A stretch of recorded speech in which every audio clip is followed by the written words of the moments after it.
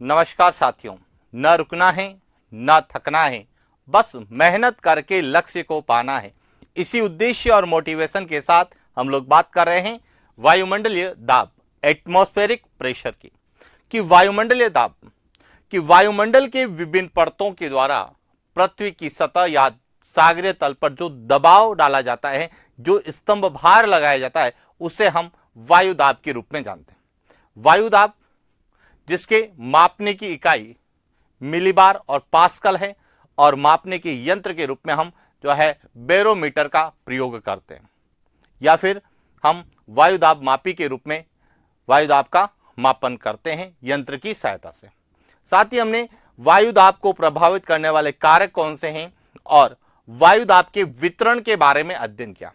और जब हम वायु दाब के वितरण का अध्ययन करते हैं तो वायु दाब का वितरण दो प्रकार से है। एक ऊर्ध्वाधर वितरण, जिसे वायु दाब का स्तंभीय वितरण कहते हैं, दूसरा वायु दाब का क्षैतिज वितरण।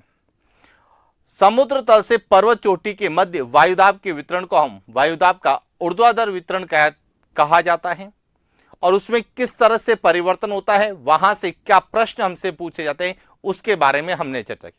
साथ ही हमने वायु दाब के क्षैतिज वितरण का भी अध्ययन किया, जिसके अंतर्गत हम विभिन्न प्रकार की वायु दाब पेटियों का अध्ययन करते हैं। और जब हम वायु दाब पेटियों का अध्ययन करते हैं तो उत्पत्ति के आधार पर पृथ्वी की सतह पर वायु दाब पेटियों को दो भागों में विभाजित किया गया। एक तापजन्य वायु दाब पेटियां, जिनकी कुल संख्या 3 है, और दूसरी गतिजन्य वायु दाब पेटियां, जिनकी कुल संख्या 4 है। इस तरह से पूरे पृथ्वी पर वायु दाब का क्षैतिज वितरण का अध्ययन किया जाता है, तो हम पृथ्वी पर 7 वायु दाब पेटियों का अध्ययन करते हैं। और इसी श्रृंखला में आज हम बात करने वाले हैं तापजन्य वायु दाब पेटियां कौन सी हैं, उनका विस्तार कहां से कहां तक है, और उन वायु दाब पेटियों को लेके क्या एग्जाम में हमें प्रश्न पूछे जाने की संभावना है। तो बात करते हैं तापजन्य वायु दाब पेटियों की।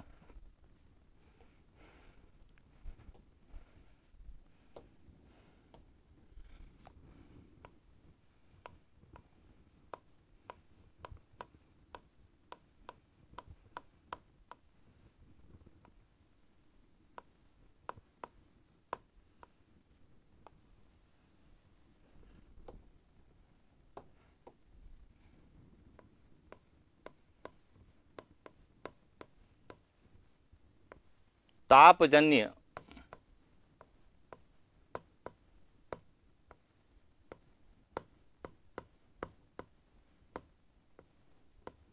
वायु दाब पेटियां, यानी कि पृथ्वी की सतह पर ऐसे प्रेशर बेल्ट या वायु दाब पेटियां जिनका निर्माण जो है तापमान के कारण होता है, उन्हें हम तापजन्य वायु दाब पेटियां कहते हैं।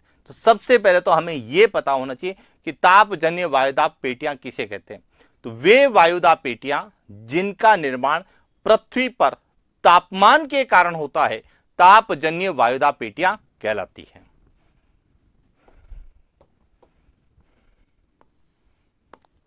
वे वायु दाब पेटियां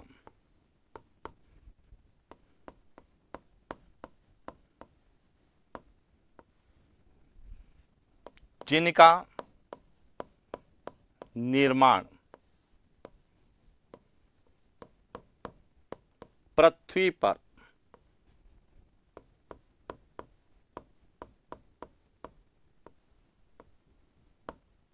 तापमान के कारण होता है, तापजन्य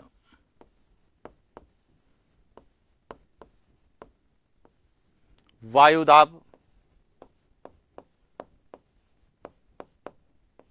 पेटियां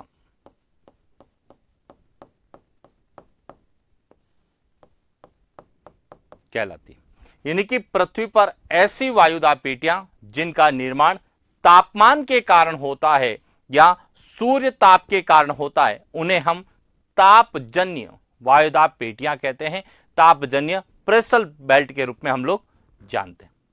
अब पृथ्वी पर तापजन्य वायुदाब पेटियां कितनी है? 3 है। कितनी है? 3 है।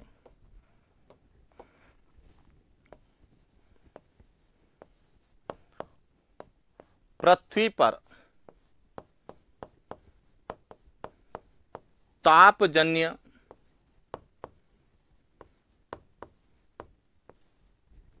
वायुदाब पेटियां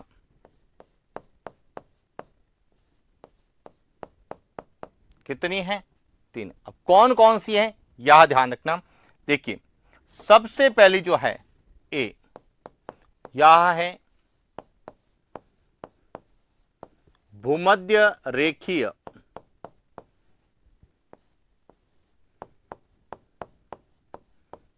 निम्न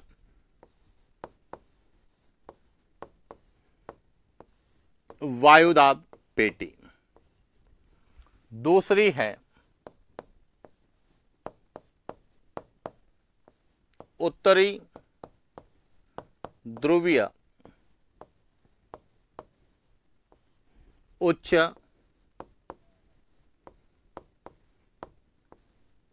वायुदाब पेटी। और तीसरी है दक्षिणी ध्रुवीय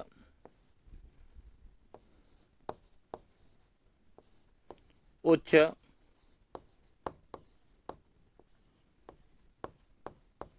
वायुदाब पेटी। और कई बार हमें यहीं से ही सीधा प्रश्न पूछ लिया जाता है कि निम्नलिखित में से कौन सी एक तापजन्य वायुदाब पेटी है या नहीं है। तो हमें क्लियर होना चाहिए कि भूमध्य रेखीय या जिसे हम विषुवत रेखीय निम्न वायुदाब पेटी भी कहते हैं, वह तापजन्य है। उसके अलावा उत्तरी गोलार्ध में जो ध्रुवों के समीप है, जिसे उत्तरी ध्रुवीय निम्न उच्च वायुदाब पेटी, और जो दक्षिणी ध्रुव के समीप है उसे दक्षिणी ध्रुवीय उच्च वायुदाब पेटी कहते हैं। यह तीनों वायुदाब पेटियां पृथ्वी पर तापमान के कारण बनती है, या इनका निर्माण पृथ्वी पर तापमान के कारण होता है, इसीलिए इन्हें हम तापजन्य वायुदाब पेटियां कहते हैं। अब यह पृथ्वी पर किस तरह से है, यह भी हमें क्लियर होना चाहिए। तो देखिए, यदि हम बात करें पृथ्वी पर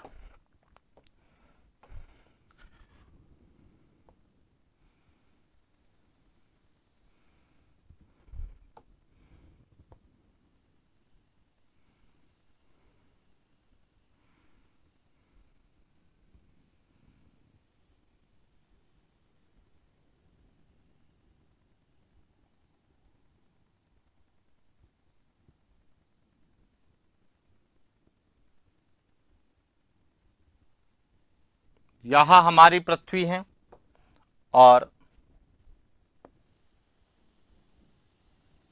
यह है भूमध्य रेखा, जिसे हम इक्वेटर या विषुवत रेखा के रूप में जानते हैं। अब विषुवत रेखा के निकट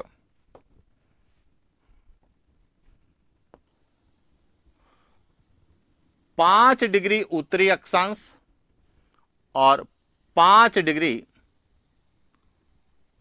दक्षिणी अक्षांश, इसके मध्य जो एक वायुदाब पेटी है, इस वायुदाब पेटी को कहा जाता है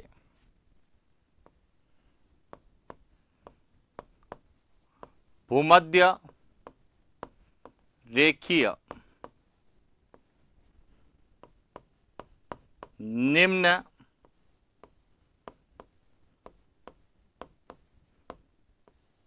वायुदाब पेटी, यानी कि यहां लो प्रेशर बेल्ट है। अब यह कहां पर है? तो यह 0 डिग्री अक्षांश, जिसे हम कहते हैं भूमध्य रेखा के निकट 5 डिग्री उत्तरी अक्षांश और 5 डिग्री दक्षिणी अक्षांश के मध्य यह स्थित है। इससे हम भूमध्य रेखीय निम्न वायुदाब पेटी कहते हैं। इसके बाद यह है ध्रुव 90 डिग्री नॉर्थ और ध्रुवों के निकट 85 डिग्री नॉर्थ। के मध्य जो वायुदाब पेटी है, इसे कहा जाता है उत्तरी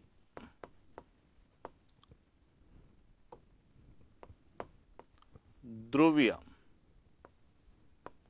उच्च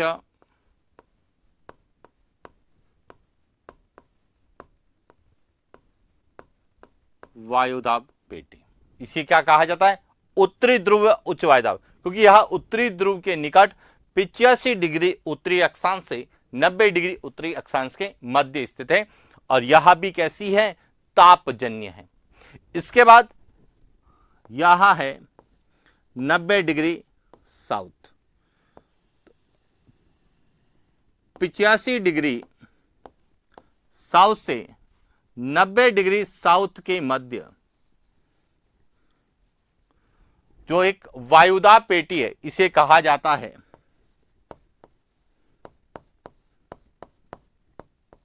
दक्षिणी ध्रुवीय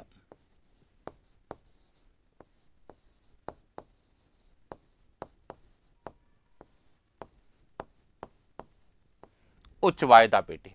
यानी कि ध्रुवीय उच्च वायुदाब पेटियां 2 हैं और भूमध्य रेखीय निम्न वायुदाब पेटी कितनी है? 1 है। तो कुल कितनी हो गई? 1, 2 और 3। तो इसीलिए हम कहते हैं कि पृथ्वी पर जो है तापजन्य वायुदाब पेटियां कितनी हैं? 3 है, जिसमें एक निम्न वायुदाब पेटी है और 2 उच्च वायुदाब पेटी है जो ध्रुवों के समीप है। जो उत्तरी ध्रुव के समीप है उसे उत्तरी ध्रुवीय कहा जाता है और जो दक्षिणी ध्रुव के समीप है उसे दक्षिणी ध्रुवीय। वास्तव में तो जब हम अध्ययन करते हैं तो हम पढ़ते हैं भूमध्य रेखीय निम्न वायुदाब पेटी और ध्रुवीय उच्च वायुदाब पेटी, लेकिन ध्रुवीय उच्च वायुदाब पेटी दोनों गोलार्धों में है, उत्तरी गोलार्ध में भी है और दक्षिणी गोलार्ध में भी है। इसीलिए जो उत्तरी गोलार्ध में है उसे उत्तरी ध्रुवीय उच्च वायुदाब पेटी और जो दक्षिणी गोलार्ध में उसे दक्षिणी ध्रुवीय उच्च वायुदाब पेटी कहा जाता है। तो इस तरह से पृथ्वी पर तापजन्य वायुदाब पेटियां, अब इनका निर्माण किसके से होता है? इनका निर्माण तापमान के कारण होता है, इसीलिए इन्हें हम क्या कहते हैं? तापजन्य वायुदाब पेटियां कहते हैं। क्लियर हो गया?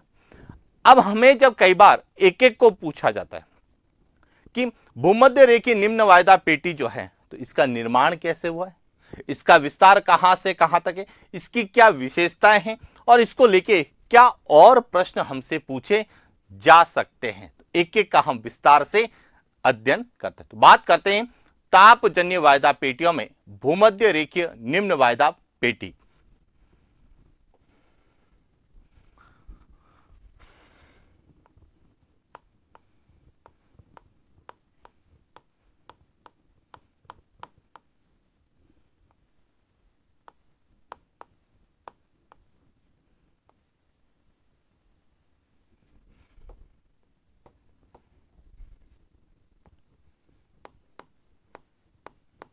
भूमध्य रेखीय निम्न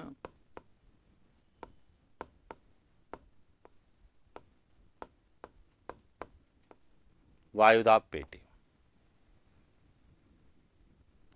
अब सबसे पहले तो हमें भूमध्य रेखीय निम्न वायुदाब पेटी या जिसे हम विषुवत रेखीय निम्न वायुदाब पेटी भी कहते हैं, इसका विस्तार कहां से कहां तक है, पहले तो यह क्लियर होना चाहिए। दूसरा, इसका निर्माण क्यों होता है यह भी क्लियर होना चाहिए।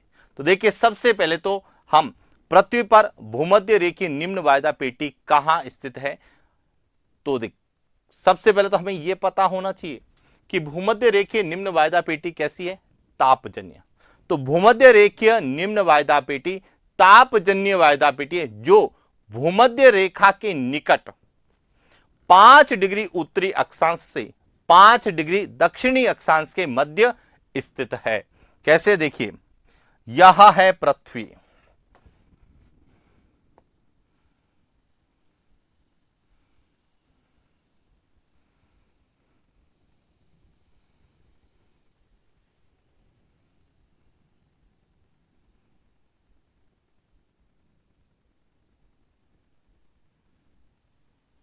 यहां है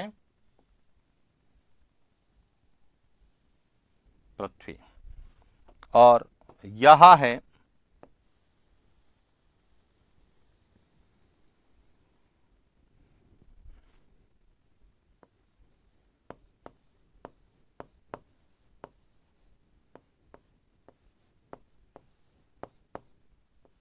भूमध्य रेखा। क्लियर हो गया? या इसको इस तरह से करते हैं,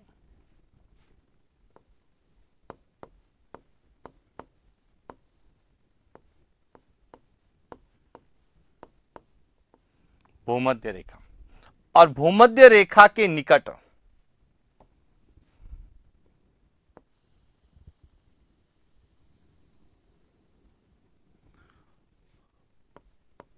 पांच डिग्री उत्तरी अक्षांश और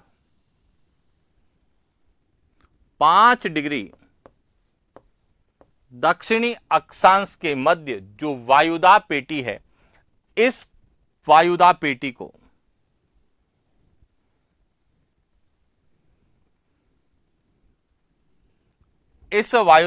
को क्या कहा जाता है?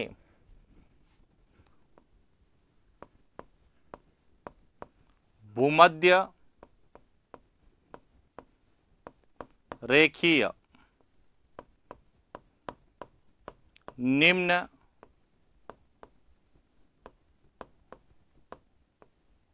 वायुदाब पेटी। तो सबसे पहले तो हमें यह क्लियर होना चाहिए कि भूमध्य रेखीय निम्न वायुदाब पेटी का विस्तार कहां से कहां तक है। तो देखिए, भूमध्य रेखीय निम्न वायुदाब पेटी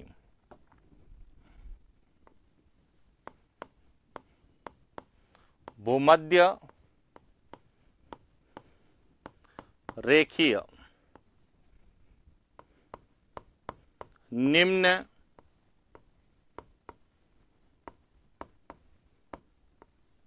वायुदाब पेटी तापजन्य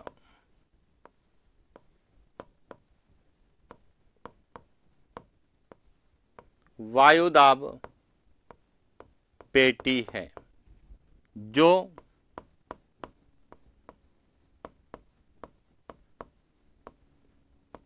भूमध्य रेखा के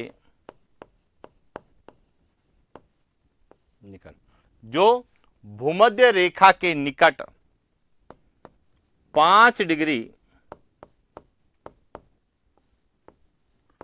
उत्तरी अक्षांश से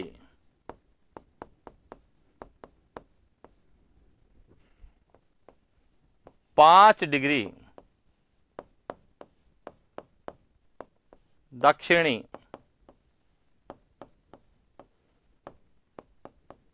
अक्षांश के मध्य स्थित है। पहला पॉइंट क्लियर हो गया कि इसका विस्तार कहां है? भूमध्य रेखा के निकट 5 डिग्री उत्तरी अक्षांश से 5 डिग्री दक्षिणी अक्षांश के मध्य जो एक निम्न वायुदाब पेटी पाई जाती है। कैसी? निम्न वायुदाब पेटी। इसे ही हम क्या कहते हैं? भूमध्य रेखीय या विषुवत रेखीय निम्न वायुदाब पेटी कहते हैं। अब दूसरा और सबसे इंपॉर्टेंट प्रश्न कि इस भूमध्य रेखीय निम्न वायुदाब पेटी को हम निम्न वायुदाब पेटी क्यों कहते हैं या इसका निर्माण कैसे होता है? तो समझना यहां से कि सूर्य जो है, सूर्य यहां इस भूमध्य रेखा पर वर्ष भर क्या चमकता है? सीधा या लंबवत चमकता है। और वर्ष भर भूमध्य रेखा पर दिन और रात की अवधि क्या होती है? समान, जिससे भूमध्य रेखा पर अत्यधिक क्या होता है? तापमान। और जब भूमध्य रेखा के निकट अत्यधिक तापमान होता है तो यहां की वायु गर्म होकर ऊपर उड़ती है। किस कारण? संवहनीय क्रिया के कारण वायु ऊपर उड़ती है, अर्थात वायु का क्या होता है? उत्थान होता है। और जब वायु धरातल से ऊपर उड़ती है तो धरातल के निकट वायुदाब क्या हो जाता है, कम हो जाता है, यानी कि निम्न वायुदाब की स्थिति बनती है। और इसीलिए इसका निर्माण सूर्य के तापमान के कारण होता है और इस कारण ही इसे हम तापजन्य निम्न वायुदाब पेटी के रूप में जानते हैं। तो अब देखिए इसका निर्माण कैसे होता है, यह सबसे इंपॉर्टेंट है कि भूमध्य रेखा पर सूर्य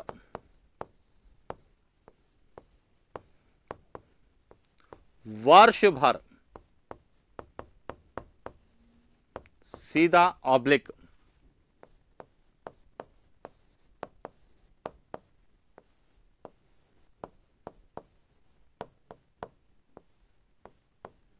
लंबवत चमकता है तथा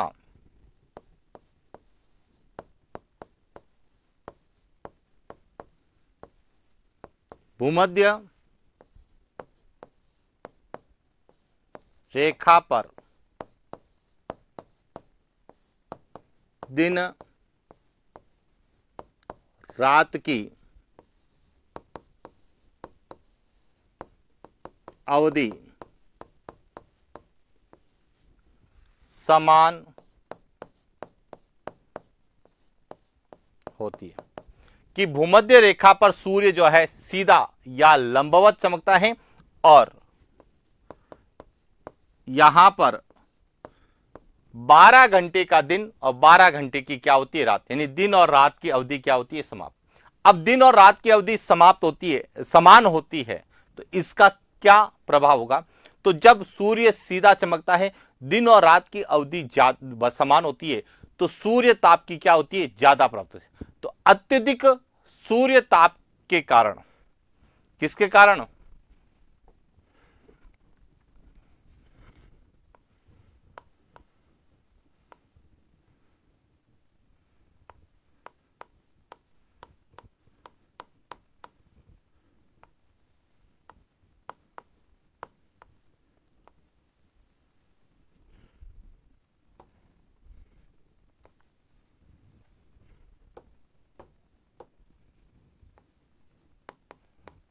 अत्यधिक सूर्य ताप या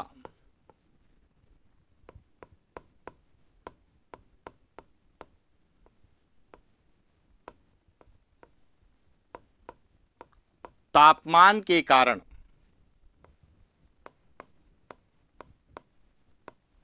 भूमध्य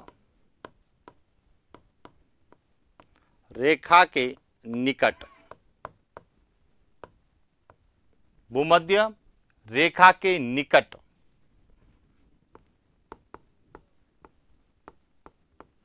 संवहनीय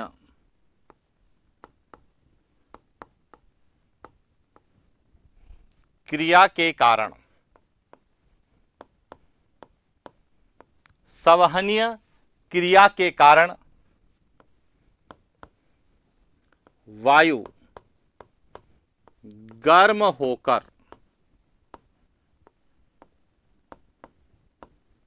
ऊपर उठती है, अर्थात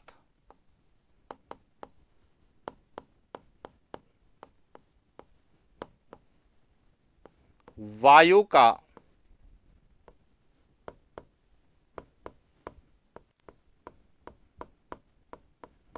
उत्थान होता है।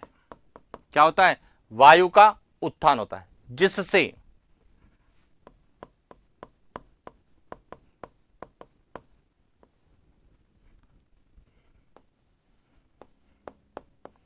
धरातल पर निम्न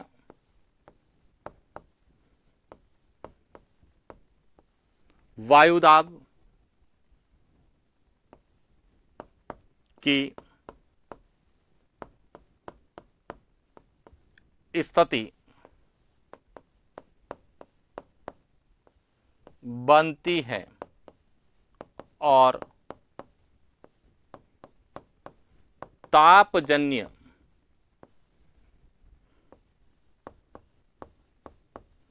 भूमध्य रेखीय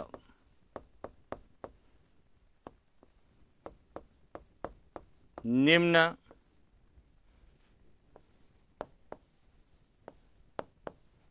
वायुदाब पेटी का निर्माण होता है। तो अब यहां से क्या पूछा जाता है कि जो भूमध्य रेखा के निकट जब वर्ष भर सूर्य सीधा चमकता है तो वहां पे तापमान क्या होगा? ज्यादा। और तापमान ज्यादा होगा तो वहां की जो वायु है वह संवहनीय क्रिया के कारण गर्म होकर ऊपर उठेगी। और जब वायु गर्म होकर ऊपर उठेगी तो धरातल पर वायु के कणों की संख्या में क्या होगी? कमी। और जब वायु के कणों की संख्या में कमी होगी तो वायुमंडल के कारण धरातल पर जो भार लगना चाहिए वह क्या हो जाएगा? कम होगा, यानी कि दबाव कम होगा, यानी वायु दाब क्या होगा? कम होगा। और जब निम्न वायुदाब की स्थिति बनती है तो उस पूरे वायुदाब पेटी को हम भूमध्य रेखीय निम्न वायुदाब पेटी कहते हैं, और जिसका निर्माण किसके कारण हो रहा है? तापमान के कारण। और इसीलिए इसे हम तापजन्य वायुदाब पेटी के रूप में जानते हैं। और यह कैसी है? निम्न वायुदाब पेटी है। अब आपसे प्रश्न पूछा जाता है निम्नलिखित में से तापजन्य निम्न वायुदाब पेटी कौन सी है? तो ध्यान रखना, तापजन्य निम्न वायुदाब पेटी एक ही है, और वह कौन सी है? भूमध्य रेखीय या विषुवत रेखीय निम्न वायुदाब पेटी, जिसका विस्तार कहां से कहां तक है? 5 भूमध्य रेखा से के उत्तर में 5 डिग्री उत्तरी अक्षांश से भूमध्य रेखा के दक्षिण में 5 डिग्री दक्षिणी अक्षांश के मध्य स्थित है। क्लियर? अब दूसरा और इंपॉर्टेंट कि यह जो वायुदाब पेटी है जिसे हम तापजन्य वायुदाब पेटी, इसकी क्या विशेषता है कि तापजन्य भूमध्य रेखीय निम्न वायुदाब पेटी में व्यापारिक पवनों का अभिसरण होता है। क्या होता है? अभिसरण होता है। अब समझना कैसे कि यह जो तापजन्य निम्न वायुदाब पेटी है, जो व्यापारिक पवनें, जो यहां पर कौन सी पवनें आती है? व्यापारिक पवनें आती है। कौन सी आती है? व्यापारिक पवनें। उत्तरी गोलार्ध और दक्षिणी गोलार्ध में प्रवाहित होने वाली जो व्यापारिक पवनें हैं वह जब इस भूमध्य रेखीय निम्न वायुदाब पेटी में आती है तो यहां पर व्यापारिक पवनों का क्या होता है? अभिसरण होता है। यह ध्यान रखना। यहां क्या है?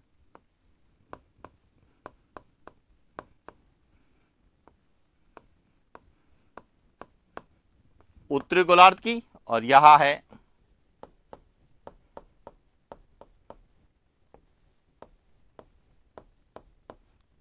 जो कहां प्रवाहित हो रही है? दक्षिण। तो उत्तरी गोलार्ध और दक्षिणी गोलार्ध में जो प्रवाहित होने वाली व्यापारिक पवनें, उनका अभिसरण कहां होता है?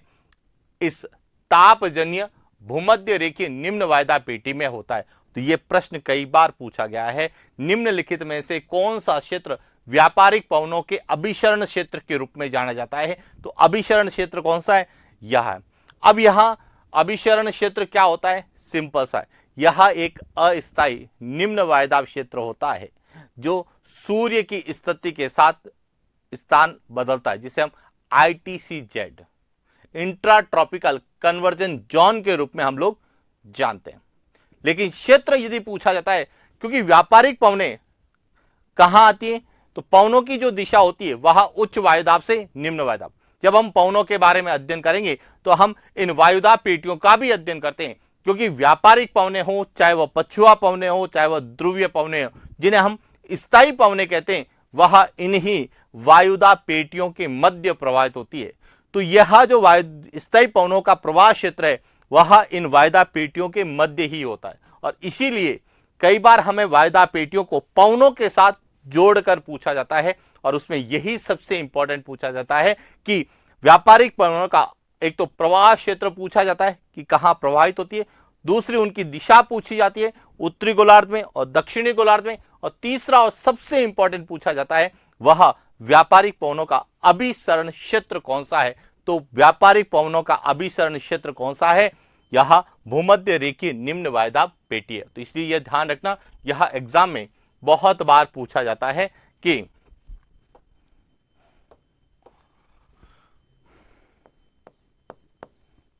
तापजन्य भूमध्य रेखीय निम्न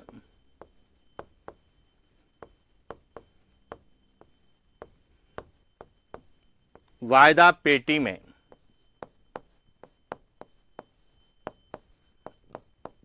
व्यापारिक पवनों का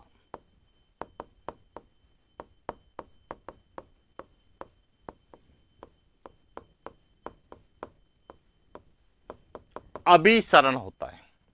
अब आपके मन में एक क्वेश्चन आ रहा होगा कि अभिसरण क्या होता है। तो अभिसरण का जो संबंध है वह एक विशिष्ट मौसम की स्थिति से, कि जब उत्तरी गोलार्ध और दक्षिणी गोलार्ध में प्रवाहित होने वाली व्यापारिक पवनें भूमध्य रेखीय निम्न वायुदाब पेटी में पहुंचती है तो उच्च तापमान के कारण सहवनीय क्रिया के द्वारा वह ऊपर उठती है, यानी कि ऊर्ध्वाधर गति करती है।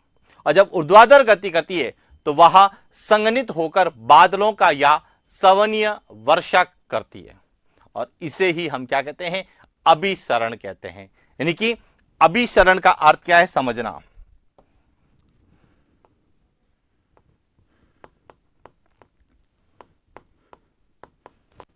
अभिसरण का संबंध विशिष्ट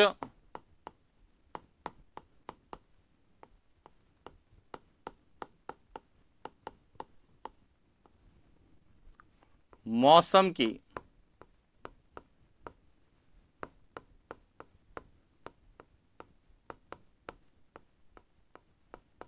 स्थिति से। पहला पॉइंट ये ध्यान रखना कि अभिसरण का संबंध किससे, विशिष्ट मौसम की स्थिति, यानी कि अभिसरण के कारण विशिष्ट मौसम का निर्माण होता है। कैसे, देखिए, जब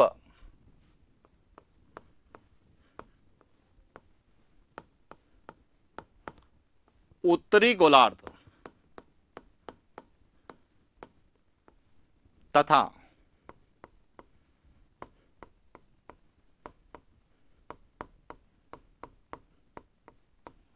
दक्षिणी गोलार्ध में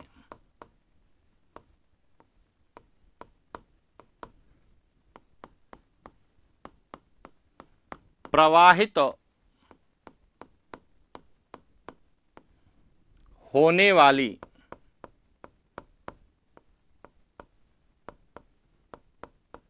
व्यापारिक पवनें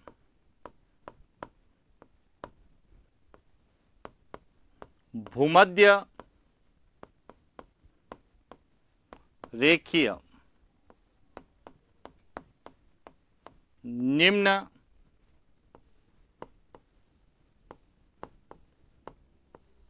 वायुदाब पेटी में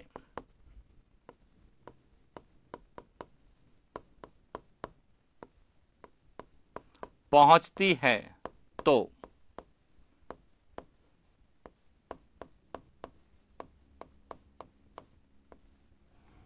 उच्च तापमान के कारण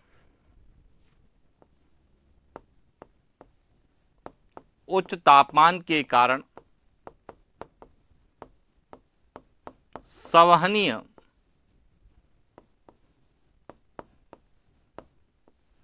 क्रिया द्वारा ऊपर उठती है या ऊर्ध्वाधर गति करती है।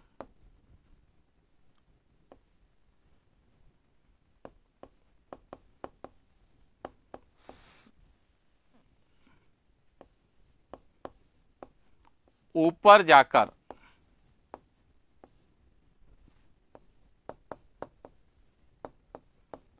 संघनित होकर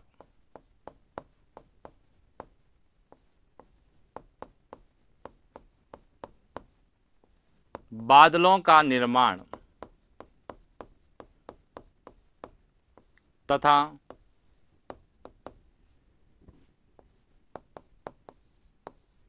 संवहनीय वर्षा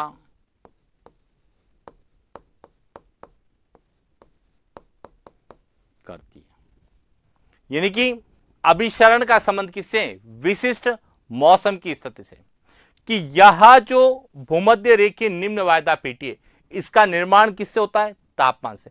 इसका मतलब है कि भूमध्य रेखीय निम्न वायदा पेटी, यहां जो भूमध्य रेखीय निम्न वायदा पेटी है, यहां पर तापमान क्या मिलेगा आपको? उच्च तापमान। यहां पे क्या मिलेगा आपको? उच्च तापमान। उच्च तापमान। अब समझना कि जब उत्तरी गोलार्ध और दक्षिणी गोलार्ध में प्रवाहित होने वाली व्यापारिक पवनें जो है, जब इस भूमध्य रेखीय निम्न वायदा पेटी में आती है, किसमें आती है? भूमध्य रेखीय निम्न वायदा पेटी में आती है, तो यहां पर तापमान की अधिकता के कारण ये जो पवनें हैं यहां गर्म होकर ऊपर उठती है।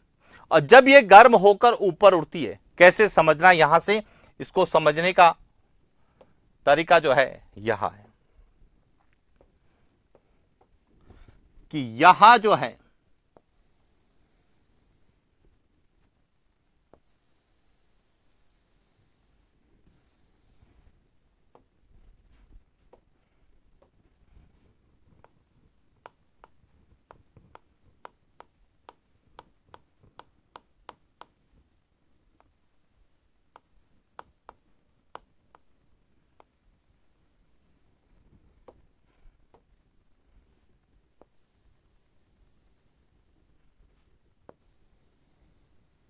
यहां है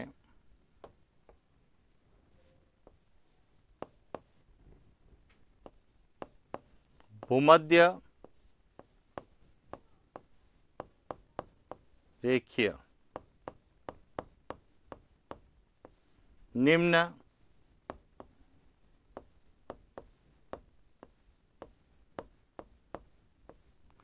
अब जब उत्तरी गोलार्ध से आने वाली व्यापारिक पवनें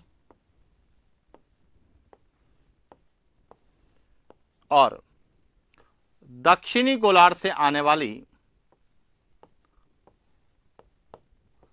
व्यापारिक पवनें, जब ये पवनें इस भूमध्य रेखीय निम्न वायदा पेटी में आती है, तो यहां पर क्या है? उच्च तापमान। उच्च तापमान। और उच्च तापमान के कारण ये जो व्यापारिक पवनें यहां गर्म होकर कहां उठेगी? ऊपर उठेगी। यहां गर्म होकर ऊपर उठती है। और जैसे जैसे यहां गर्म होकर ऊंचाई पे जाती है, तो हम कहते हैं कि जैसे जैसे ऊंचाई पे जाते हैं तापमान में कमी होती है। तो ये जो व्यापारिक पवनें यहां संवहनीय क्रिया के कारण, किसके द्वारा?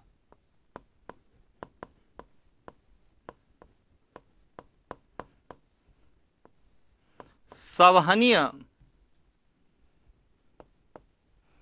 क्रिया के कारण गर्म होकर ऊपर उठेगी। और जब ये ऊपर उठेगी तो ऊपर जाकर ये ठंडी होगी, और ठंडी होकर किसका निर्माण करेगी? यहां ऊपर बादलों का निर्माण करेगी। किसका निर्माण करेगी? यहां दक्षिणी गोलार्ध के ऊपर, यहां उत्तरी गोलार्ध के ऊपर। और जब ये बादलों का निर्माण करेगी तो धीरे धीरे यह संघनित होकर इससे क्या होगी? वर्षा होगी।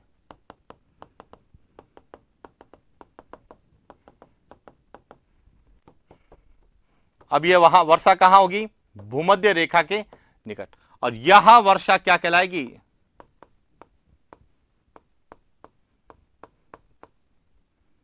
संवहनीय वर्षा कहलाएगी। बादलों का निर्माण करेगी और यह संवहनीय वर्षा। इसका मतलब है कि जो व्यापारिक पवनें हैं इनका अभिसरण कहां हो रहा है? भूमध्य कि जब यह भूमध्य रेखीय निम्न वायदा पेटी में आती है तो यह ऊपर जाती है और एक विशिष्ट मौसम की स्थिति जो है बनाती है।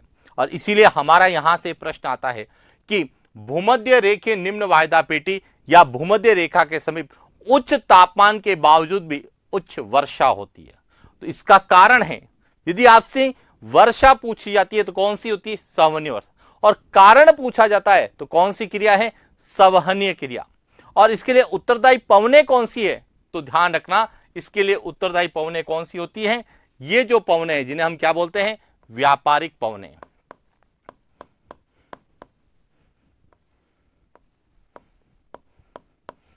व्यापारिक पवनें जो दोनों गोलार्धों में चलती है, यह भूमध्य रेखा के निकट या भूमध्य रेखा निम्न वायदा पेटी में उच्च तापमान के बावजूद उच्च वर्षा के लिए उत्तरदायी है। और इसीलिए यहां पर इस पेटी में या भूमध्य रेखा के निकट उष्ण कटिबंधीय सदाबहार वन पाए जाते हैं, क्योंकि यहां पर तापमान भी ज्यादा रहता है और संवहनीय वर्षा भी अच्छी होती है। और उच्च तापमान और उच्च वर्षा के कारण यहां पर उष्ण कटिबंधीय सदाहरित वन या सदाबहार वन पाए जाते हैं। तो इसको लेके अधिकांश प्रश्न हमें वनों के संदर्भ में पूछे जाते हैं, वर्षा के संदर्भ में पूछे जाते हैं, और साथ ही बायोडायवर्सिटी जैव विविधता के लिए भी पूछे जाते हैं कि विश्व में सबसे ज्यादा जैव विविधता कहां पाई जाती है? इसी भूमध्य रेखा के निकट पाई जाती है। और महाद्वीपों के संदर्भ में पढ़ते हैं तो विश्व में सर्वाधिक जैव विविधता वाला जो क्षेत्र है वह अफ्रीकी महाद्वीप है या अमेजन बेसिन।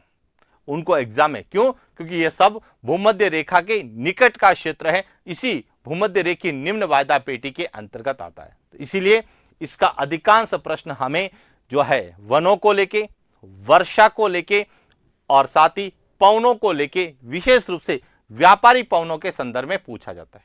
क्लियर हो गया? अब एक और सबसे बड़ी विशेषता है कि भूमध्य रेखीय निम्न वायदा क्षेत्र में चक्रवातों की उत्पत्ति नहीं होती। यह ध्यान रखना, प्रश्न पूछा जाता है कि निम्न में से कहां पे चक्रवात नहीं आते हैं? तो इसमें भूमध्य रेखा के निकट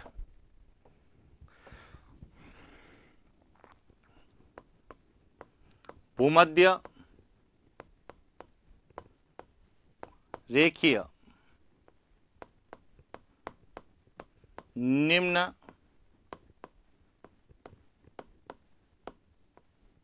वायुदाब पेटी में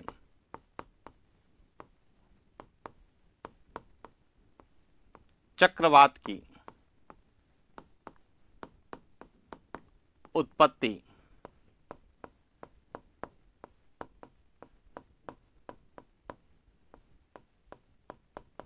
नहीं होती है, क्योंकि चक्रवात की उत्पत्ति के लिए कोरियोलिस बल उत्तरदायी होता है और भूमध्य रेखा पर कोरियोलिस बल शून्य होने के कारण चक्रवात की उत्पत्ति नहीं होती। ये ध्यान रखना कि आपसे पूछा जा सकता है कि निम्न में से कौन सा क्षेत्र जहां पे चक्रवात नहीं आते? तो भूमध्य रेखा के निकट इस भूमध्य रेखा निम्न वायदा पेटी में चक्रवातों की उत्पत्ति नहीं होती। क्यों नहीं होती? इसका कारण है कि इस तापजन्य भूमध्य रेखा निम्न वायदा पेटी में जो धरातलीय क्षैतिज पवनें नहीं चलती है, और जब तक धरातलीय क्षैतिज पवनें नहीं चलेगी चक्रवात की उत्पत्ति नहीं होगी। और चक्रवात की उत्पत्ति नहीं होने के कारण इसे ही हम शांत पेटी या डोल ड्रम पेटी कहते हैं। तो ध्यान रखना, तापजन्य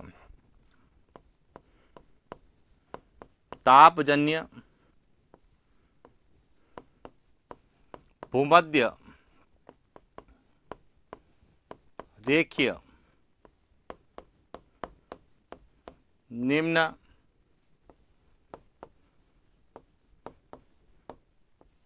वायुदाब पेटी में धरातलीय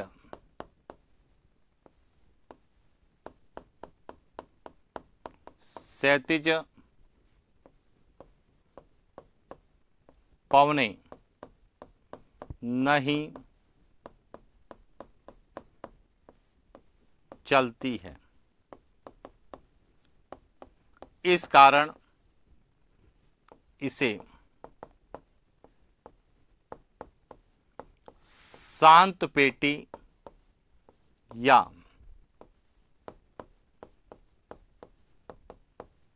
डोल ड्रम पेटी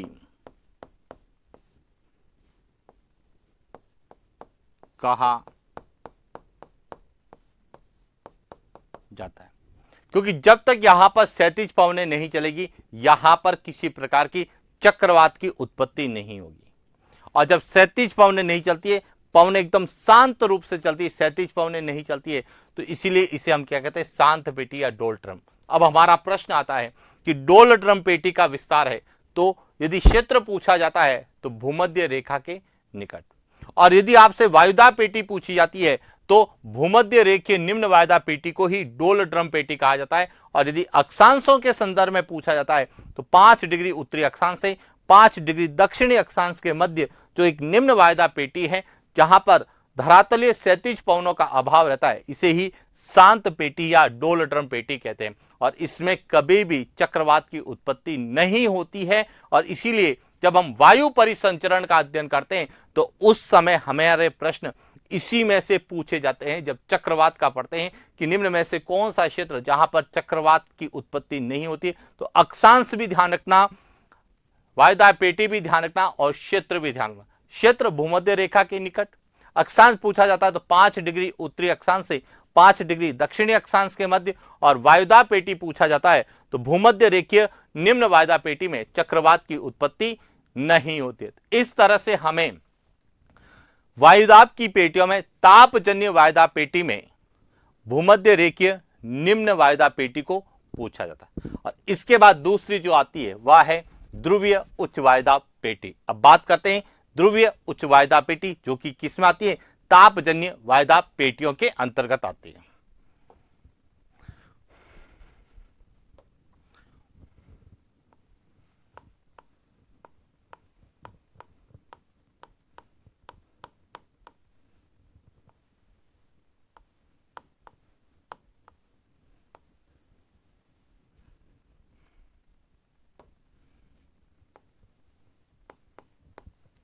ध्रुवीय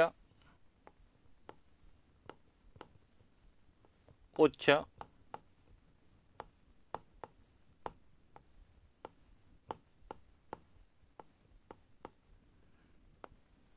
हाई प्रेशर बेल्ट होता है, जो कहां होता है कि पृथ्वी पर दोनों गोलार्धों में ध्रुवों के निकट 85 से 90 डिग्री अक्षांशों के मध्य जो तापजन्य उच्च वायुदाब पेटी है उसे ध्रुवीय उच्च वायुदाब पेटी कहा जाता है। किसे कहते हैं, पहले तो यह क्लियर होना चाहिए कि पृथ्वी पर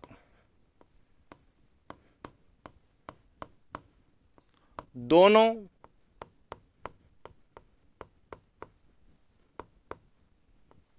गोलार्धों के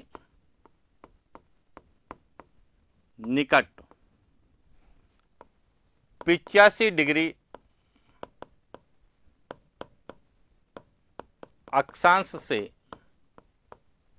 90 डिग्री अक्षांश के मध्य स्थित तापजन्य उच्च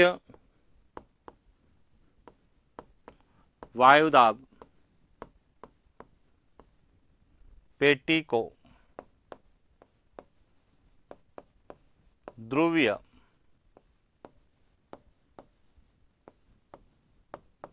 उच्च वायुदाब पेटी कहा जाता है।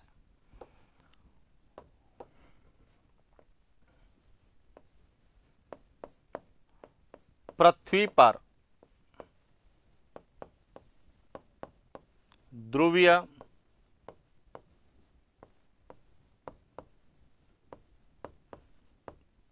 उच्च वायुदाब पेटी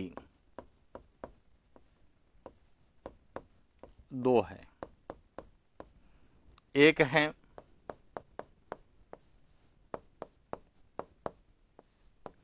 उत्तरी ध्रुवीय उच्च वायुदा पेटी और बी है दक्षिणी ध्रुवीय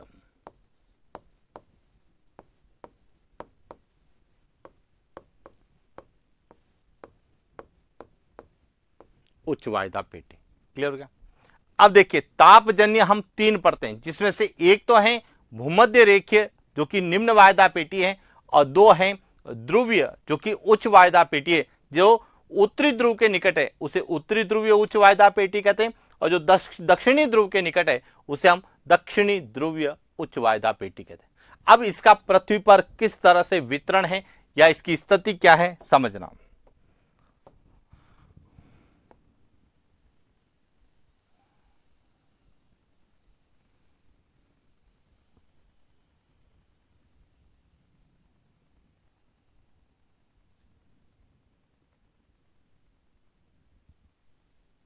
यहां पृथ्वी है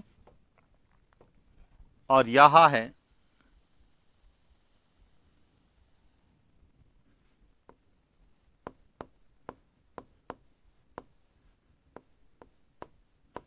भूमध्य रेखा।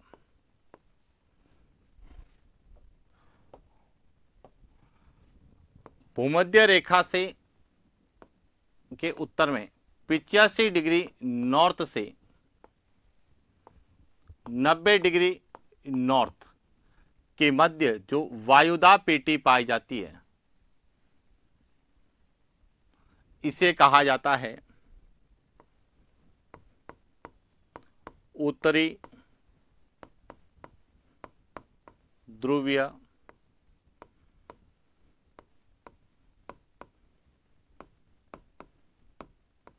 उच्च वायुदाब पेटी।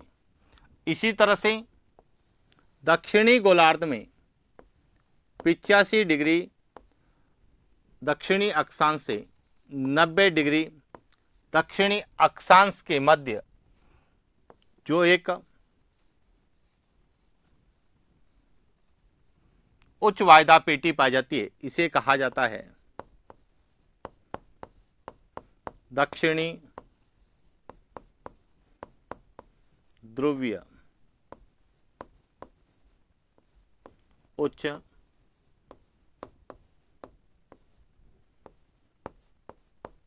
वायुदा पेटी। पहला पॉइंट तो आपको क्लियर हो गया होगा कि जो ध्रुवीय उच्च वायुदा पेटियां दोनों गोलार्धों में पाई जाती है, उत्तरी गोलार्ध में भी है और दक्षिणी गोलार्ध में। जो उत्तरी गोलार्ध में उसे उत्तरी ध्रुवीय उच्च वायुदा पेटी कहते हैं, और जो दक्षिणी गोलार्ध में उसे दक्षिणी ध्रुवीय उच्च वायुदा पेटी कहते हैं। अब इसका निर्माण कैसे होता है, क्योंकि हम पढ़ते हैं यह तापजन्य है, तो इसका निर्माण कैसे होता है समझना। कि सूर्य जो है, सूर्य यहां भूमध्य रेखा पर तो क्या चमकता है सीधा, जबकि ध्रुवों पर यहां क्या चमकता है तिरछा। ध्रुवों पर यह क्या चमकता है तिरछा चमकता है।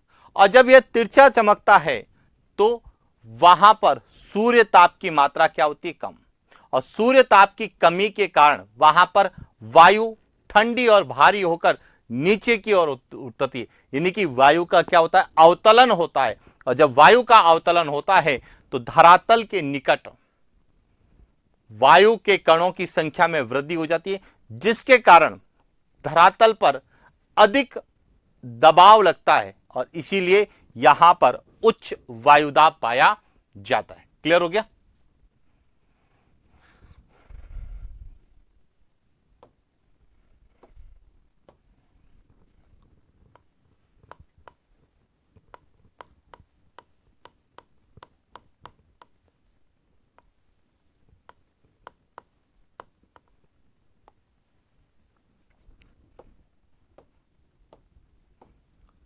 कि ध्रुवीय क्षेत्रों में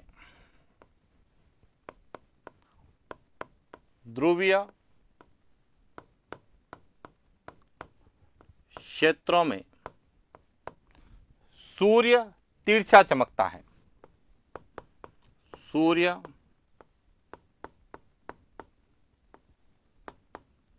तीसरा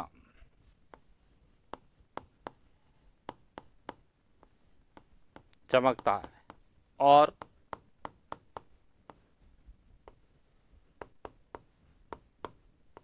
ध्रुवों पर 6 माह दिन तथा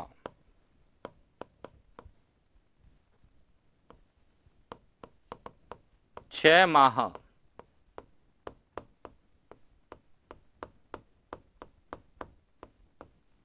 रात होती है। पॉइंट क्लियर हो गया? यानी वहां पर सूरज तिरछा चमकता है, यानी सूर्य ताप की प्राप्ति क्या होती है? कम होती है। और सूर्य के तापमान की कमी के कारण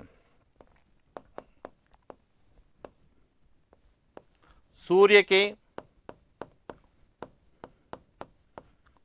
तापमान की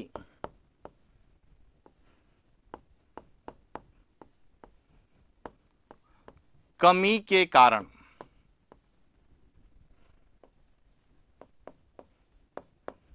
ध्रुवों के निकट वायु ठंडी और भारी होकर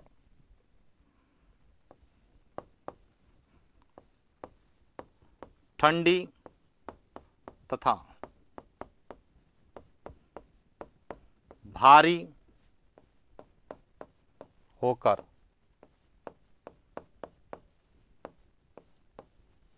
नीचे की ओर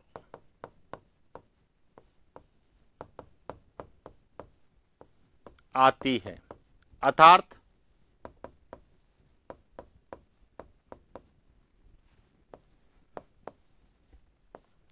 वायु का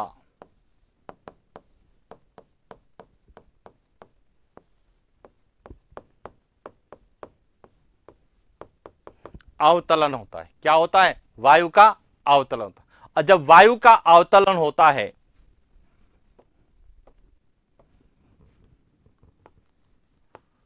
इस कारण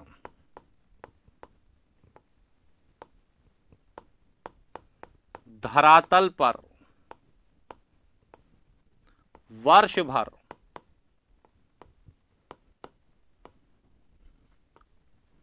उच्च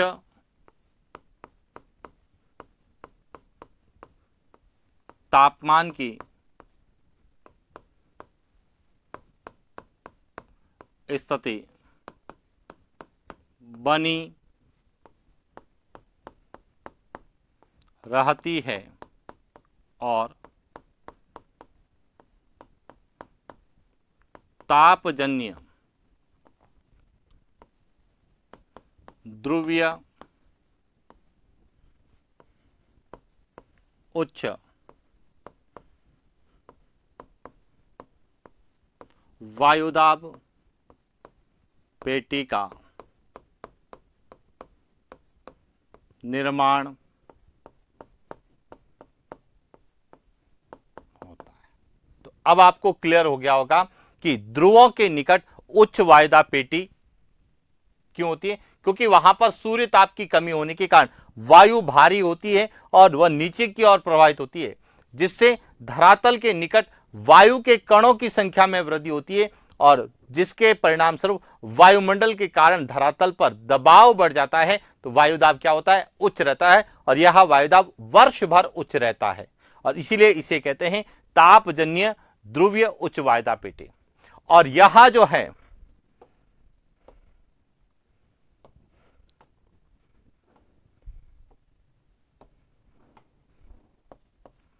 तापजन्य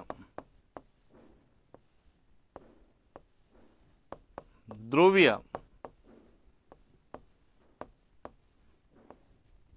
उच्च वायुदाब पेटी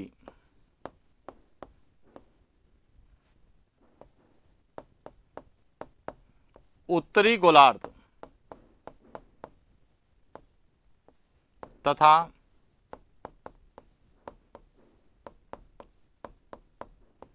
दक्षिणी गोलार्ध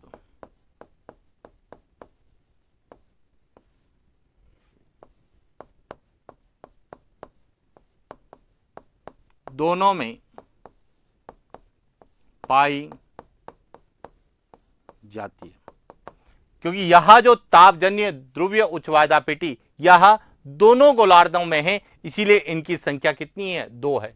जबकि भूमध्य रेखीय निम्न वायदा पेटी केवल भूमध्य रेखा के निकट ही पाई जाती है, इसीलिए उसकी संख्या कितनी है? 1। तो इस प्रकार पूरे पृथ्वी पर तापजन्य वायदा पेटियों की संख्या कितनी होती है? 3 होती है। तो पॉइंट क्लियर हो चुका होगा कि तापजन्य वायदा पेटियां क्या है, तापजन्य वायदा पेटियां कौन सी हैं, और भूमध्य रेखीय निम्न वायदा पेटी का विस्तार कहां से कहां तक है और उसका निर्माण वहां पे क्यों होता है। दूसरा, ध्रुवीय उच्च वायदा पेटी क्या है, यह कितनी है और ध्रुवों के निकट उच्च वायदा क्यों पाया जाता है, यानी कि तापजन्य ध्रुवीय उच्च वायदा पेटी का निर्माण क्यों होता है, इसके बारे में हमने चर्चा की। और इसको लेके जितने भी प्रश्न हमें पूछे जाने की संभावना है उनके बारे में हमने चर्चा की। तो ये था आज का हमारा सेशन। आगे हम गतिजन्य वायदा पेटियों के बारे में विस्तार से चर्चा करेंगे। तो आज के लिए इतना ही, मिलते हैं नेक्स्ट क्लास। Thank you.